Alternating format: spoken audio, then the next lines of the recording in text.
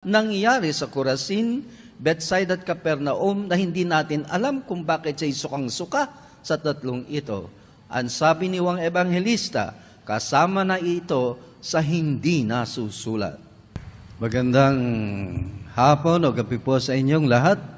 Minsan sa aking klase dito sa College of Divine Wisdom, may isang estudyante nagtanong sa akin kung bakit sa lahat ng mga matatandang lahi sa balat ng lupa, ang pinili ni Yahweh El Shaddai ay ang lahi ng mga Hudyo o mga Israelita.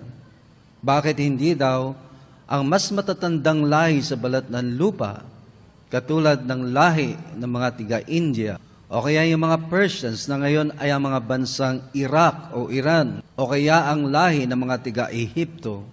Bakit nga ba ang lahi ng mga Hudyo ang pinili ni Yahweh El Shaddai upang pasimulan ang kasaysayan ng kanyang kaligtasan?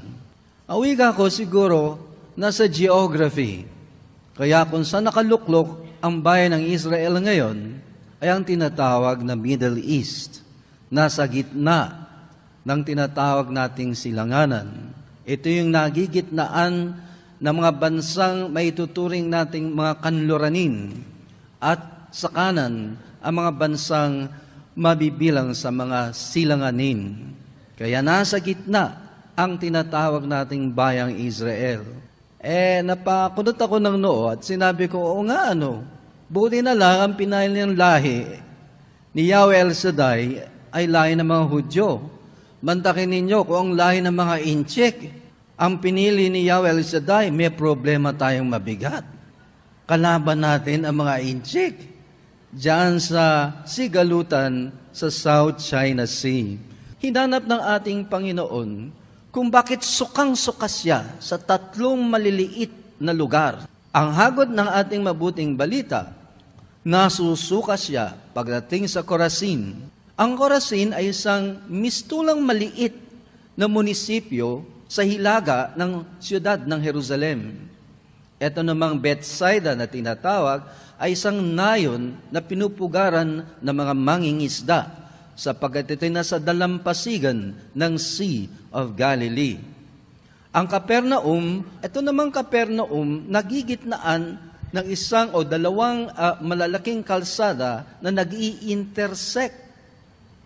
Kung inyong mamarapating sabihin ko na itong Capernaum ang ginawang headquarters ng ating Panginoon nung siya ay magsimulang sa kanyang pagpapahayag ng kaharian ng kanyang ama, sapagkat doon nakatira si Peter. Doon nakatira si Peter sa bahay ng kanyang, sa ina ng kanyang asawa. Ginawa niya. So tatlong ito, sukang-suka ang ating Panginoon. Hindi natin alam kung ano ang ginawa ng ating Panginoon sa tatlong bayang ito.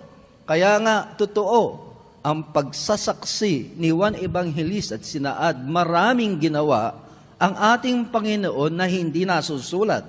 Mantakin ninyo, kung lahat na isulat, ang importanteng kaganapan sa buhay ng ating Panginoon, kasama na doon sa nangyari sa Corazin, Bethsaida at Capernaum na hindi natin alam kung bakit siya'y sukang-suka sa tatlong ito.